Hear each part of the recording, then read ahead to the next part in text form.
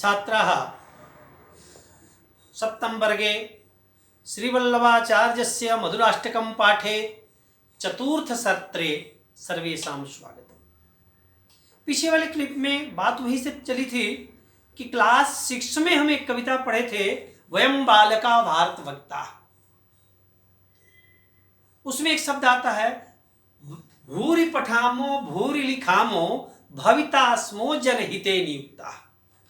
खूब पढ़ लिख करके भविष्य में हम जन मतलब लोग के हित के लिए, कल्याण के लिए नियुक्त हो, काम करें। मैं वैसा काम करूं जिससे सबका हित हो, सबका कल्याण हो। सबका कल्याण कब होगा? जब हम सब में ईश्वर का अंश देखेंगे। हम में, तुम में, खड़क खम्भ में, सब में व्यापत राम। आत्मा ईश्वर का अंश है। हम दिव्यवाणी में कई बार पढ़ के आए हैं। तो आत्मा जब ईश्वर का अंश है तो सब में ईश्वर है। और मैं पहले भी कहा कि हम लोग कोई भी काम प्रारंभ करते हैं तो ईश्वर का आवाहन करते हैं अपने आप में, और जब पूर्ण करते हैं तो ईश्वर को समर्पण कर देते हैं। मतलब कार्य ईश्वर का है। तो जो भी करता हूं वो उस कृष्ण के लिए करता हूं। जो भी सेवा करता हूं कृष्ण का सेवा करता हूं। हमारे लिए सबसे बड़ा शास्त्र भगवत गीता है। भगवत गीता के लिए एक उक्ति है कि यदि हास्ति तद अन्यत्र यन्ने हास्ति न तत् क्वचित। जो यहां है वो सभी जगह है, और जो यहां नहीं है वो कहीं नहीं है। इस तरह से वल्लभाचार्य जी एक ही श्लोक में चारों प्रश्न की कितनी सरलता से, कितनी सुंदरता से उत्तर दिए। सारे विद्वान गदगद हो गए, सारे विद्वान प्रसन्न हो गए, खुश हो गए। आइए आगे नीचे एक बार पढ़ लेते हैं। उसी का अर्थात लिखा हुआ है।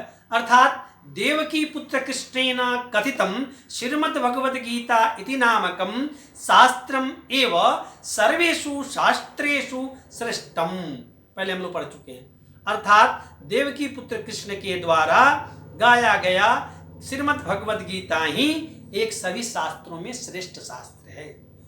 श्री कृष्ण एव सर्वेषु देवेषु श्रेष्ठ, और श्री कृष्ण ही सभी देवों में श्रेष्ठ हैं। श्री कृष्ण से नाम एव श्रेष्ठ मंत्र, और उस श्री कृष्ण का नाम ही श्रेष्ठ मंत्र है।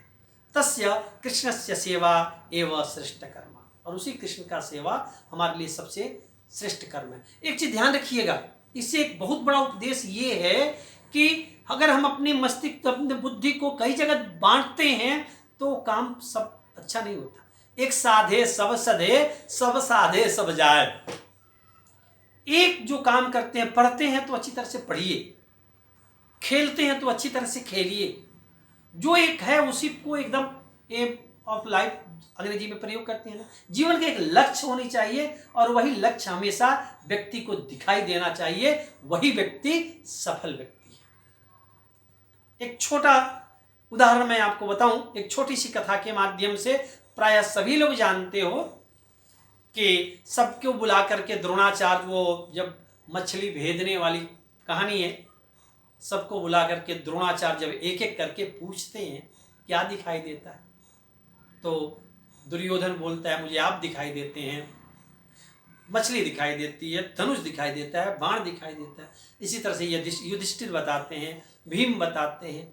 जब अर्जुन की बारी आती है तो अर्जुन कहते हैं गुरुदेव मुझे केवल मछली का आंख दिखाई दे रहा है। ये शब्द सुनकर ही द्रोणाचार्य बोले जाओ शिष्य, तुम जीत के आओगे। जिसको केवल एक लक्ष्य दिखाई देता है, तो केवल एक पर जो केंद्रित होता है वो विजयी होता है। इससे एक ये भी उपदेश मिलता है।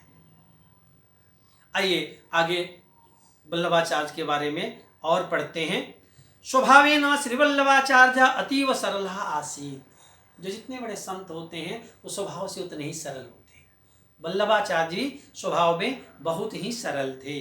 स्वजीवन काले वारत्रयम समग्र भारतस्य परिक्रमाम अकरोत्। अपने जीवन में वो 3 बार पूरे भारत की परिक्रमा कर लिए थे।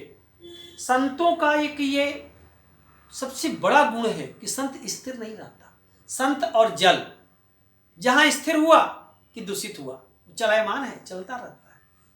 तो जो पहले के संत होते थे वो चलते रहते थे। तो समग्र भारत को 3 बार वो परिक्रमा कर लिए थे, तब पैदल चलने की विधान थी।